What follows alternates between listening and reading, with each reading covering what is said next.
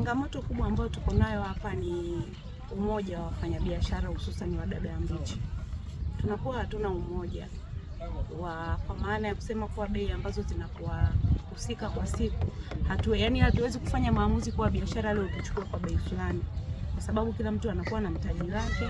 Kila mtu akifika kule anaangalia namna ya yeye anachokitaka, lakini mwisho wa siku tunaumizana, kwa sababu unaweza ukanunua dagaa kwa bei kubwa, unaweza ukanunua dagaa kwa bei kubwa kule, lakini ukaje huku ukauza kwa bei ndogo.